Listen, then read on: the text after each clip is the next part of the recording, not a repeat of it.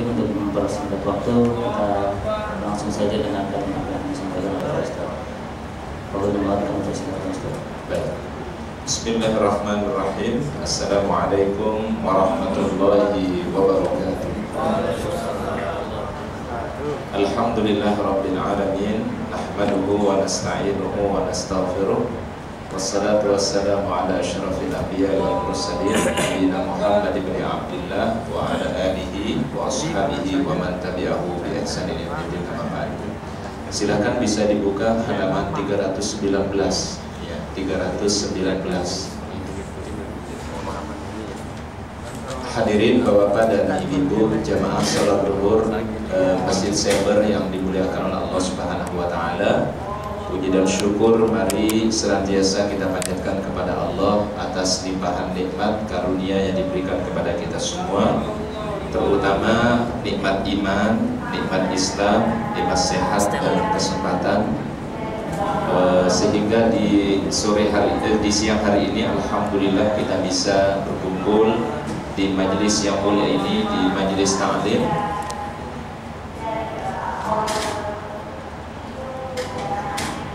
Ya mudah-mudahan ibadah kita, sholat kita pada siang hari ini, doa-doa kita, zikir-zikir kita, sholawat kita kepada Rasulullah SAW diterima dan diridhoi Allah Subhanahu wa ta'ala. Rabbana taqabbal minna innaka antas samiul alim.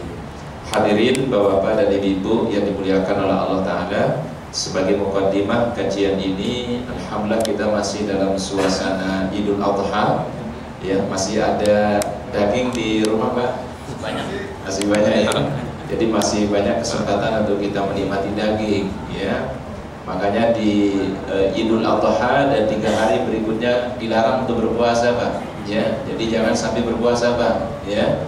Jadi hari Idul Adha tanggal 10 tambah 3 hari berikutnya, tanggal 11, 12 dan 13. Kenapa demikian kata Rasul? Karena sesungguhnya bulan Zulhijjah tanggal 10 sampai tanggal 11 Zulhijjah, 13 Zulhijjah, yaumu aklin wa syarabin, hari untuk makan dan hari untuk minum. Jadi yang masih punya daging tolong ya dihabisin nanti ya. Jadi buat sate, buat gulai, justru ini sunnah dari Rasulullah SAW dan dilarang kita untuk berpuasa pada 4 hari ini. Hukumnya haram ya, nggak boleh sama sekali. Hadirin Bapak dan Ibu yang dimuliakan oleh Allah Ta'ala, insyaallah pada siang hari ini kita akan lanjutkan kajian kita mengenai haji dan umroh. Insyaallah kita akan memasuki babul ihram wa ma yata'allaqu bihi, bab mengenai berihram dan apa saja yang berhubungan dengan ihram ya. Yang perlu kita ingat Bapak Ibu, yang disebut dengan berihram adalah mengucapkan niat untuk memasuki ibadah haji atau ibadah umroh. Kalau kita ingin melaksanakan haji, maka niatnya labbaik Allahumma hajjan. Ini kalau melaksanakan apa Pak? Haji, labbaik Allahumma hajjan. Kalau melaksanakan ibadah umroh, maka niatnya labbaik Allahumma umrotan ya, labbaik Allahumma umrotan. Silakan kita baca sama-sama niatnya dulu nih Pak ya. Bayangkan kalau bapak-bapak ini sedang menunaikan ibadah haji atau ibadah umroh, amin ya. Mudah-mudahan dipanggil oleh Allah Subhanahu wa taala. Ikutin semua Bapak Ibu. Labbaika Allahumma hajjan labbaika Allahumma umratan. Jadi kalau hajjan itu artinya haji, umratan artinya umrah. Nah ini bedanya memang antara ibadah haji dengan ibadah-ibadah selain haji. Kalau sholat biasanya niatnya di dalam hati. Orang yang berpuasa juga biasanya niatnya di dalam hati. Tetapi kalau haji itu niatnya 2. Diniatkan secara lafaz, secara verbal, dan juga diniatkan di dalam hati. Lisan mengatakan labbaik Allahumma hajjan, aku penuhi panggilanmu ya Allah melaksanakan ibadah haji. Labbaik Allahumma umratan, ya Allah aku penuhi panggilanmu untuk melaksanakan ibadah umrah. Kalau haji cukup sekali Pak, jadi nggak ada istilah haji plus ya, karena sering berulang kali ke tanah suci jadi panggil Pak Haji plus. Ya haji mas sekali Pak ya. Ada yang setahun Pak haji terus ya, sampai 5 kali, 3 kali gitu ya Pak ya. Nah kalau umroh boleh berulang kali Pak, kalau haji cukup sekali.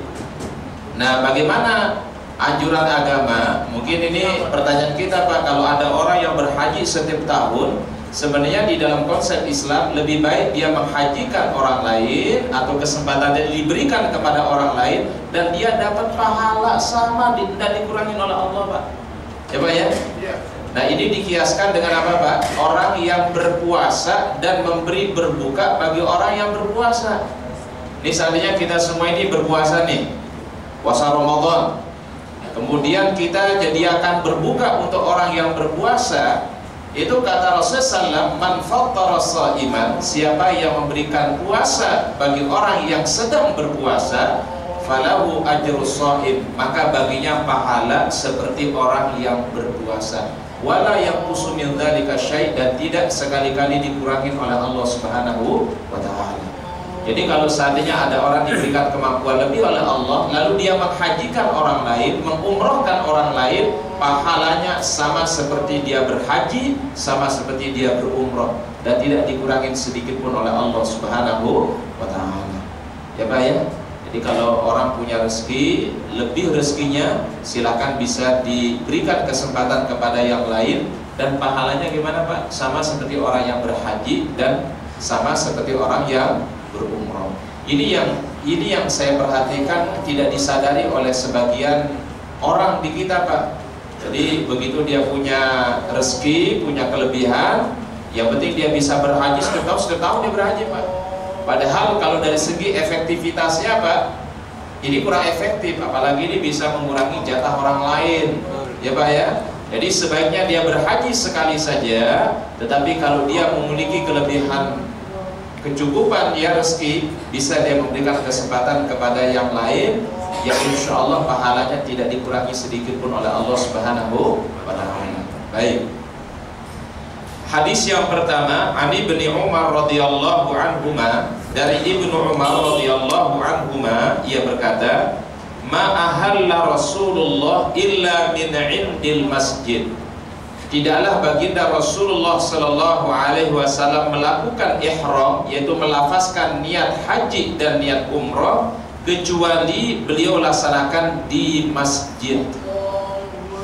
Nah, kalau bapak-bapak, ibu-ibu nanti berangkat haji, berangkat umrah, kalau posisinya itu datangnya dari Madinah Al-Munawwarah, maka nanti tempat miqatnya namanya Bir Ali. Apa nama tempat miqatnya Pak? Bir Ali atau Zulhulaifah. Itu letaknya dari Masjid Nabawi kurang lebih sekitar 12 km. Ya, disitulah jamaah haji, jamaah umroh yang datang dari Madinah memulai untuk melaksanakan ibadah haji dan ibadah umroh. Di situ orang baru mengucapkan labbaik Allahumma hajjan, labbaik Allahumma umratan. Di mana Pak? Di masjid. Kalau di Madinah itu namanya Bir Ali, miqat bagi siapa saja yang datang dari kota Madinah, baik penduduk asli atau orang di luar Madinah tetapi melewati kota Madinah terlebih dahulu. Kayak kemarin jamaah haji kita Indonesia yang kloter pertama Pak, ya, yang tujuannya dari Indonesia kemudian Jeddah memasuki Madinah baru Makkah. Ini disebut dengan kloter pertama. Biasanya tujuan utamanya adalah pertama dulu mereka ke Madinah baru ke Makkah. Tapi kalau yang berangkatnya sudah akhir-akhir kemarin, itu biasanya langsung memasuki kota Makkah Al-Mukarramah. Jadi dari King Abdul Aziz dari Jeddah itu langsung memasuki kota mana? Kota Mekah. Tapi kalau kloter pertama biasanya Madinah dulu baru Mekah. Tapi kalau yang kloter kedua Mekah dulu baru Madinah. Nah, itu sebenarnya ya kedua-duanya sama ya. Yang satu menikmati Madinah dulu baru Mekah, yang satunya Mekah dulu baru menikmati mana Pak? Kota Madinah. Dan dua tempat ini Pak yang dikatakan oleh Rasul, dua tempat yang akan dijaga sampai akhir zaman. Ya, kota Mekah dan kota Madinah Al-Munawwarah. Karena di situ ada dua masjid yang sangat istimewa. Kalau di Mekah itu Masjidil Haram, kalau di Madinah Al-Munawwarah Masjid Nabawi. Nilai sholatnya, nilai ibadahnya, baik ibadah sholat dan ibadah yang lainnya, itu kalau di Masjidil Haram 100.000 kali dibandingkan dengan tempat-tempat yang lain. Jadi kalau ada orang sholat di situ, nilai sholatnya sama seperti 100.000 kali sholat di tempat yang lain. Kalau dia membaca Al-Quran, nilai baca Al-Qurannya sama seperti 100.000 kali di tempat yang lain. Kalau dia bersedekah, nilai sedekahnya lebih atau lebih baik dibandingkan 100.000 kali di tempat-tempat yang lain. Ini di mana Pak? Mekah Al-Mukarramah. Kalau di Masjidil Nabawi atau di Madinah Al-Munawwarah nilainya sama seperti 1000 kali. Berapa kali Pak? 1000 kali. Kalau orang sholat di Masjid Nabawi, itu nilai sholatnya melebihi daripada 1000 kali sholat di tempat yang lain. Kalau dia membaca Al-Quran, nilai baca Al-Qurannya melebihi 1000 kali di tempat yang lain. Kalau dia bersedekah, nilai sedekahnya melebihi 1000 kali di tempat yang lain. Karena istimewanya dua tempat ini Pak, ya, kota Mekah Al-Mukarramah dan yang kedua adalah Madinah Al-Munawwarah. Mengenai Mekah Al-Mukarramah disebutkan di dalam Al-Quran, bahkan Allah Ta'ala bersumpah Pak di dalam Al-Quran, ya, demi kota Mekah, ya, Wattini wazzaitun wa turi sinin wa hadzal baladil amin. Allah Ta'ala bersumpah yang pertama wattini wazzaitun, demi buah tin dan buah zaitun. Tin dan zaitun itu Pak banyak tumbuh di negeri Palestina yang sekarang lagi dijajah sama Israel, Zionisme Israel. Di situ lahirnya Nabi Isa alaihissalam. Makanya Allah Ta'ala bersumpah wattin wazzaitun, buah tin dan buah zaitun. Biasanya mungkin bapak-bapak kenalnya adalah minyak zaitun, benar nggak Pak? Buat apa minyak zaitun Pak? Buat pijit biasanya kalau kita ya. Itu minyak zaitun itu Pak bisa diminum tuh sebenarnya Pak. Ya, di antara minyak yang barokah kata Rasulullah SAW adalah minyak zaitun. Ya, itu bisa jadi obat itu Pak, minyak zaitun. Tapi umumnya kita dipakai untuk moles biasanya ya, kalau pijit, pegel biasanya. Kalau orang Arab biasanya diminum itu Pak, diminum ya habis makan atau sebelum makan diminum, dicampur dengan madu biasanya Pak. Karena disebut dengan minyak yang penuh dengan keberkahan, minyak zaitun. Wattini wazzaitun, buah tin dan buah zaitun. Kalau buah tin itu kecil Pak, dia kayak belinjo namanya kalau kita ya, kayak buah belinjo ukurannya Pak. Dan biasanya orang Arab itu makan buah tin itu kalau lagi selera makannya nggak ada Pak. Begitu makan buah tin itu Pak, itu bangkit selera makannya Pak. Ya makannya mungkin biasanya 2 piring 3 piring nambah jadinya Pak. Itu kalau makan buah tin. Dan itu banyak terdapat sekali lagi Pak di Palestina, ya, di negeri yang kita kenal sekarang dengan Palestina, ya, wattini wazzaitun. Namun kalau kita perhatikan sekarang ini setelah Israel menguasai beberapa tempat di Palestina Pak, itu kebun-kebun buah tin dan buah zaitun banyak dibakarin Pak. Ya, sekarang mereka mulai Pak, menanam justru pohon namanya pohon gorfat, yang dikatakan oleh Rasul pohon Yahudi yang akhir zaman nanti dia tidak akan berbicara Pak. Semua batu dan pohon akan berbicara nanti di akhir zaman kata Rasul dalam hadis Imam Muslim. La taqumus sa'ah hatta yuqatilul muslimun al-yahud. Tidak akan terjadi hari kiamat sehingga kaum muslimin akan memerangi orang-orang Yahudi, dan Yahudi akan mengalami kekalahan di akhir zaman. Hatta yaqulu syajar wal hajar, sampai batu dan pohon itu akan berbicara. Jadi batu dan pohon akan berbicara Pak. Apa ucapan mereka? Ya Abdullah, ya ayyuhal muslim, wahai hamba-hamba Allah, wahai kaum muslimin, wara'i yahudiyun faqtuluhu, di belakangku ini bersembunyi Yahudi-Yahudi, maka perangilah mereka. Illal gharqad, kata Rasul, kecuali pohon gharqad. Dan sekarang udah mulai ditanam Pak.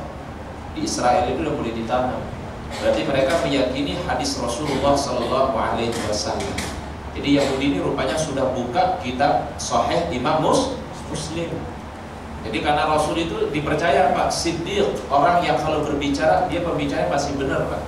Ya, saya akan contohkan yang lain misalnya. Rasul pernah bersabda ini Pak, La tuftahunnal Qustantiniyah ala yadi rajulin muslim, fala ni'mal amiru amiruha wala ni'mal jaishu jaishuha, dalam hadis Imam Ahmad.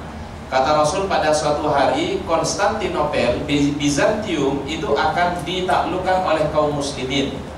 Panglima perangnya lah panglima yang terbaik, dan pasukan perangnya lah pasukan yang terbaik. Itu terjadi Pak di eranya Khilafah Utsmaniyah. Seorang panglima Islam namanya Muhammad Al-Fatih yang menaklukkan Pak. Itu setelah ratusan tahun setelah Rasulullah SAW meninggal dunia baru terbukti Pak, akan dikuasai dan akan ditaklukkan Bizantium, Konstantinopel itu oleh panglima Islam. Namanya gak disebut sama Rasul Pak, cuma dibilang dia adalah panglima yang terbaik dan pasukan yang dia miliki adalah pasukan yang terbaik. Bapak tahu gak rahasia kenapa dia bisa memenangkan peperangan ini Pak? Pertama, dia tidak pernah meninggalkan sholat malam Pak. Sholat tahajud tidak pernah ditinggalkan Pak. Ya Pak ya. Jadi sholat tahajud itu gak pernah ditinggalkan. Kemudian yang kedua, siang hari, Senin Kamis, itu alhamdulillah puasanya terus Pak. Namanya Muhammad Al-Fatih ini. Kemudian yang ketiga, selalu menjaga ibadahnya yang 5 waktu kepada Allah Subhanahu wa Ta'ala. Sholat yang wajib itu tidak pernah ditinggalkan Pak. Dan tidak pernah bolong Pak. Nah makanya dia menjadi panglima yang terbaik dan pasukannya yang dimana Pak? Pasukan yang terbaik. Nah setelah Bizantium ditaklukkan Pak, digantilah namanya menjadi Istanbul. Apa namanya Pak? Istanbul, yang kita sekarang kenal ini Turki Pak. Ya, itu disabdakan oleh Rasulullah SAW sekian ratus tahun yang lalu sudah disampaikan oleh Rasul. Tapi terbuktinya Pak, sudah sekian tahun berikutnya baru dibuktikan oleh sejarah Pak. Ini artinya Pak, kalau Rasulullah SAW mengucapkan sesuatu, ucapannya itulah sebuah apa Pak? Wahyu dan kebenaran dari Allah Subhanahu wa Ta'ala. Makanya Israel itu dia tahu Pak, ya, rabi-rabi Yahudi itu tahu kalau mereka itu akan mengalami kekalahan. Bahkan disebutkan di dalam beberapa media ketika Syekh Muhammad Yasin masih hidup dulu, ya Ahmad Yasin yang kita kenal orang Hamas itu Pak, hidup. Itu disampaikan bahwasannya kami ini pasti akan mengalami kekalahan. Ya kata rabi-rabi Yahudi, kami mengalami kekalahan di akhir zaman. Jadi mereka meyakini Pak bahwa kemenangan itu milik siapa Pak? Kaum muslimin. Jadi sekarang ini ya lagi dia jajah ya Palestina. Ya, tentu kita berdoa kepada Allah, insya Allah mudah-mudahan seluruh kaum muslimin di mana saja diberikan pertolongan oleh Allah Subhanahu wa Ta'ala. Baik. Yang kedua, hadis yang kedua, wa an Khallad ibnu Sa'ib an abihi radhiyallahu anhuma. Dari Khallad bin Sa'ib dari bapaknya radhiyallahu anhuma, anna Rasulullah qala, atani Jibril, pada suatu hari datang kepadaku Jibril, fa amarani an amur ashabi, dan aku diperintahkan untuk memerintahkan sahabat-sahabatku ayyarfa'u aswatahum, agar mereka mengangkat suara mereka bil ihlal ketika mengucapkan talbiyah. Jadi sunnahnya nanti bapak-bapak, ibu-ibu kalau berangkat haji, umroh, begitu sudah mengenakan pakaian ihram, kita sudah berniat labbaik Allahumma hajjan atau sudah berniat labbaik Allahumma umratan, maka dianjurkan membaca talbiyah ya.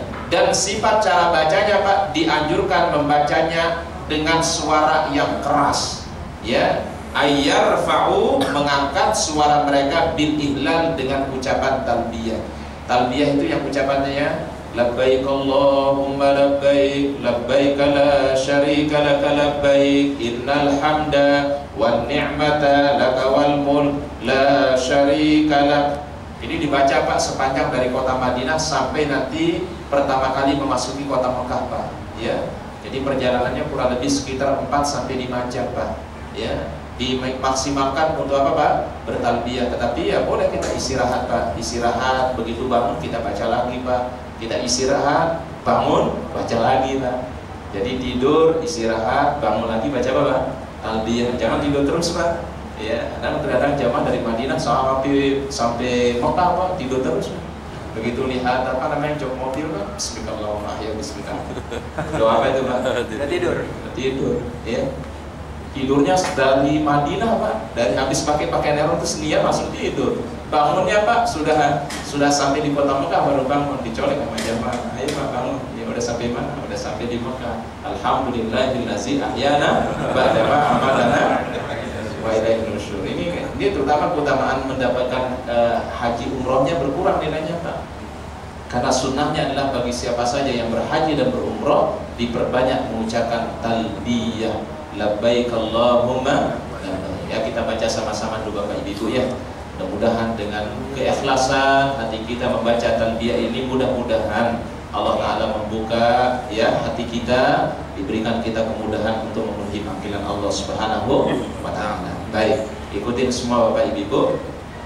Labbaik Allahumma labbaik, labbaik Allahumma labbaik, labbaik la syarika laka labbaik, labbaik la syarika laka labbaik, innal hamda wan ni'mata laka wal mulk la syarika lak. Kita ulangi sekali lagi. Labbaik Allahumma labbaik, labbaik Allahumma labbaik, labbaik la syarika laka labbaik, labbaik la syarika laka labbaik, innal hamda wan ni'mata laka wal mulk la syarika lak. Sekali lagi Pak ya, biar witir Pak ya, witir apa? Terganjil Pak ya. Labbaik Allahumma labbaik, labbaik Allahumma labbaik, labbaik la syarika laka labbaik, labbaik la syarika laka labbaik, innal hamda wan ni'mata laka wal mulk la syarika lak. Nah, ini disebut dengan bacaannya talbiyah. Ya, talbiyah itu artinya memenuhi panggilan. Labbaik Allahumma labbaik, ya Allah kami datang memenuhi panggilan-Mu. Labbaik la syarika laka labbaik, ya Allah kami datang memenuhi panggilan-Mu, tidak ada sekutu bagimu ya Allah, kami datang memenuhi panggilan-Mu. Innal hamda segala pujian, wan ni'mata dan anugerah atau nikmat, laka wal mulk dan segala kekuasaan serta kerajaan milikmu ya Allah. Kita ini gak ada apa-apanya Pak ya. Semua nikmat, semua karunia, semua jabatan, semua kekuasaan itu sesungguhnya milik Allah Subhanahu wa Ta'ala. Dialah yang maha memberi, tapi juga bisa saja Allah Ta'ala mencabut nikmat itu dari hamba kalau nggak bersyukur. Benar nggak Pak? Orang kalau nggak bersyukur nikmat itu bisa diambil nggak Pak? Bisa. Orang kalau nggak bersyukur dengan jabatannya Pak, mudah Allah Ta'ala ambil jabatannya.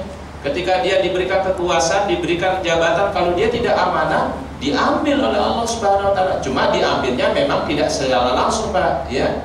Diambilnya melalui KPK ya Pak ya. Diambil melalui siapa Pak? KPK misalnya ya. Atau mungkin ya, mungkin kalau orang nggak amanah mungkin bisa dia dikeluarkan oleh atasannya. Ini ketika dia tidak mensyukuri karunia yang diberikan oleh Allah. Makanya kita harus mengingat ayat yang berbunyi la in syakartum la azidannakum. Kalau kita benar-benar bersyukur kepada Allah, kita baik kepada Allah Ta'ala, mensyukuri nikmatnya Allah yang Allah Ta'ala berikan, la azidannakum, Allah Ta'ala tambah, dibuka tuh nikmatnya. Wala in kafartum, tapi kalau manusia nggak pandai bersyukur, ya memang terkadang yang nggak bersyukur itu Pak inginnya cepat-cepat Pak, cepat dapat, cepat gede, gitu ya Pak ya. Tapi akhirnya kalau cepat dapat juga cepat apa ya Pak? Cepat hilangnya, cepat habisnya, itu menandakan tidak barokahnya sesuatu nikmat yang diberikan oleh Allah. Jadi ini pelajaran yang kita ambil dari ucapan innal hamda wan ni'mata laka wal mulk la syarika lak. Jadi akhirnya kalau orang itu Pak dalam hidupnya gini, kalau dia senang Allah, dia bersyukur kepada Allah, tidak lupa daratan. Tapi kalau dia mungkin tidak mendapatkan sesuatu yang diharapkan Pak, dia tidak kecewa Pak, karena dia yakini innal hamda wan ni'mata laka wal mulk la syarika lak, semua adalah milik Allah Subhanahu wa Ta'ala. Baik, hadis ini diriwayatkan oleh Khamsah dan disahihkan oleh Imam Tirmidzi dan Ibnu Hibban. Hadis berikutnya wa an Zaid bin Sabit radhiyallahu anhu, dari Zaid bin Sabit semoga Allah Ta'ala meridhoinya, Nabi sallallahu alaihi wasallam anna Nabi tajarrada li ahlihi li ihlalihi, adalah Rasulullah sallallahu alaihi wasallam tidak mengenakan sesuatu apapun di dalam pakaian ihramnya. Itu ada tajarroda. Mohon maaf Pak, nanti kalau pakai pakaian ihram, lagi umroh, lagi haji, itu nggak pakai apa-apa Pak. Apa Pak? Nggak pakai pengaman, ya, celana dalam nggak pakai, ya, baju dalam nggak pakai, usaha aman nggak? Aman sholat. Ya, jangan takut bapak-bapak nanti apa namanya terbang itu Pak, enggak. Insya Allah nggak pakai terbang, makanya biasanya dipakai pengaman itu pakai gesper, ya, pakai apa Pak? Gesper atau ikat pinggang biasanya. Yang biasanya kalau kita lihat orang tua kan suka pakai yang warna hijau itu ya Pak ya. Nah, itu sebenarnya pengamanin aja itu Pak. Karena kalau pakaian ihram itu Pak, kalau nggak dipakaikan sabuk pengaman, ya, itu pas lagi tawaf itu kan rame biasanya tawaf tuh orang desek-desekan kan Pak ya. Itu biasa mungkin enggak ditarik Pak, tapi kan karena gesekan-gesekan gitu kan Pak, ketemu orang kan senggol-senggolan akhirnya mau copot gitu Pak ya. Ya, jadi harus pakai apa Pak? Pakai pengaman, gesper. Jadi Rasulullah SAW sama sekali tidak mengenakan sesuatu apapun di dalam pakaian ihramnya. Ini yang kenapa Pak? Kenapa kalau wanita dia menggunakan, ini laki-laki nih Pak. Ya, wah kalau wanita pakai gitu Pak. Ya, kalau wanita, nah biasanya Pak, kalau orang berhaji umroh itu larangannya lebih banyak buat laki-laki dibandingkan wanita. Ya, baik. Jadi kalau laki-laki sama sekali tidak mengenakan pakaian Pak di dalamnya Pak. Pakaian dalam nggak pakai, ya, baju dalam nggak boleh dipakai. Itulah yang dimasukkan satu istilah yang sering kita dengar mungkin Pak, tidak berjahit. Mohon dipahami Pak, tidak berjahit bukan berarti tidak ada benangnya Pak. Gesper sekarang ada benangnya. Ya, orang pakai, mungkin dia pakai apa namanya, selempangkan tas misalnya untuk taruh paspor, itu kan ada jahitannya. Ingat, bahasa jahitan bukan yang ini yang dimasukkan, bukan yang ada benang, maksudnya apa? Atau ada jahitan. Yang dimasukkan tidak berjahit adalah tidak berbentuk. Tidak gimana Pak? Berbentuk. Celana dalam berbentuk nggak Pak? Berbentuk, dia kan membentuk badan kita Pak. Baju dalam nggak boleh. Pakai jas luaran, kedinginan Ustadz, nggak boleh. Kemudian apalagi yang berbentuk, misalnya baju kaos mau taruh di luar juga nggak boleh. Segala sesuatu yang membentuk badan Pak nggak boleh digunakan selama dia dalam keadaan berihram. Namanya larangan-larangan berihram. Jadi Ustaz perlu ingatkan, kalau Bapak menggunakan atau mendengarkan istilah tidak berjahit, itu bukan berarti tidak ada benang Pak. Ya, pakaian ihram ada tuh benangnya, ada jahitannya. Kemudian orang kalau pakai apa misalnya Pak, orang pakai gesper, ada itu jahitannya Pak. Tapi yang dimasukkan tidak berjahit artinya tidak membentuk badan. Ya, harus dicopot tuh Pak, celana dalam harus dicopot. Ya, baju dalam harus dicopot. Berarti sama sekali Pak tidak menggunakan apa-apa di dalam Pak. Cuma 2 helai pakaian ihram saja. Ustaz, apa maksudnya ini Pak? Apa hikmahnya? Hikmahnya ini Pak, mengingatkan kita semua bahwa nanti kita pasti akan meninggal dunia. Orang meninggal dunia itu Pak, ada yang pakai celana dalam Pak? Ada Pak? Yang pakai kolor meninggal dunia Pak? Ada nggak orang meninggal dunia pakai baju dalam? Nggak ada Pak. Ini kalau di dalam Islam kan cuma pakai apa Pak? Pakai kain kapan Pak? Sehelai kain kapan Pak yang menutupi seluruh tubuhnya Pak, dari ujung kepala sampai ujung kaki. Dan itu tidak dibedakan Pak, orang kaya kek, orang miskin kek, orang yang biasa atau orang yang luar biasa, orang yang kuat, orang yang lemah, semua sama Pak. Di hadapan Allah Subhanahu wa taala itu sama. Tinggal yang membedakan nanti apa Pak? Tingkat iman dan ketakwaannya kepada Allah, amal solehnya. La fadla li arabiyyin ala a'jamiyyin illa bittaqwa. Tidak ada beda antara orang Arab dengan non Arab. Ya. Jadi jangan Bapak beranggapan, wah Ustaz karena orang Arab terus bahasanya bahasa Arab, dia pandai bahasa Arab, pandai Al-Quran. Enggak Pak. Ya, jadi semua kita sama di mata Allah Ta'ala, yang Arab, non Arab, yang keturunan Rasul atau bukan keturunan Rasul, sama di hadapan Allah Ta'ala. Illa bittaqwa. Kecuali apanya Pak? Takwanya aja Pak. Ya. Jadi jangan sampai ada orang anggapan, Ustaz kalau dia keturunan Rasul berarti dapat jaminan. Enggak Pak. Keturunan Rasul banyak juga yang gak beriman Pak. Contoh nih, keluarga Rasul yang gak beriman, Abu Lahab. Abu Lahab itu paman Rasul Pak, tapi gak beriman. Apakah dia dapat jaminan Pak? Enggak. Syaratnya Pak, keluarga Rasul baru dapatkan jaminan Pak, apabila dia beriman kepada Allah, beriman kepada Rasulullah Sallallahu Alaihi mengikuti Al-Quran dan mengikuti petunjuk Rasulullah Sallallahu Alaihi Wasallam. Jadi kalau ada orang misalnya nih Pak, ya dia mungkin dikatakan sebagai keturunan Rasul, tidak berarti dia surga udah dapat jaminan Pak. Yang dapat jaminan surga itu cuma 10 sahabat Pak, tapi tidak disebutkan keluarga Rasulullah Sallallahu Alaihi Wasallam. Cuma 10 sahabat yang dijamin oleh Allah Taala masuk surga. Al-Ashrah al-Mubashshirin bil Jannah. Jadi artinya apa Pak? Semua manusia di hadapan Allah Taala itu sama. La fadla li Arabiyyin ala A'jamiyyin. Tidak ada beda antara yang